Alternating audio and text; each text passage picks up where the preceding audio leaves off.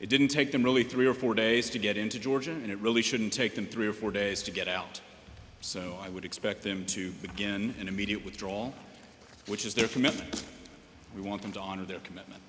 Clearly, I think our allies in Europe, I think reports are too sketchy right now as to the exact location of the American military equipment. If the Russians have it, it needs to be returned immediately. And there's some also indications that they've made that assurance. If they've made that assurance, they need to honor that commitment as well.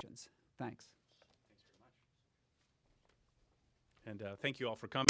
The claims of genocide or of ending the South Ossetian people or Abkhaz people, they're downright false and ridiculous. In the case of Abkhazia, it was the Abkhaz who attacked the Georgians. It wasn't the Georgians who attacked the Abkhaz this last week. In South Ossetia, it's just not factual that the South Ossetian population was eliminated. There were claims by Moscow of 2,000 deaths, as we know, in Skin and Human Rights Watch has gone in, looked around, and said, well, they identified, I think they said around 44 dead. Of course, that doesn't mean they found everybody, but Human Rights Watch did estimate that, or did assess that the claims of 2,000 dead were exaggerated and suspicious, given that those claims were articulated just at the moment that some senior officials in Russia were claiming Georgia had committed genocide and that there needed to be a human rights tribunal set up.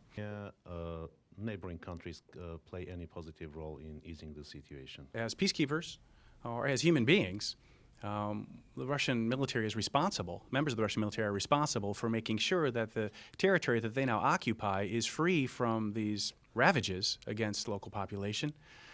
And at the same time, the government of Russia and the Russian military is responsible for making sure that humanitarian organizations can get access to South Ossetia to assess the damage and to do everything possible to prevent any such human rights violations and to get in the assistance, the humanitarian assistance that is so important.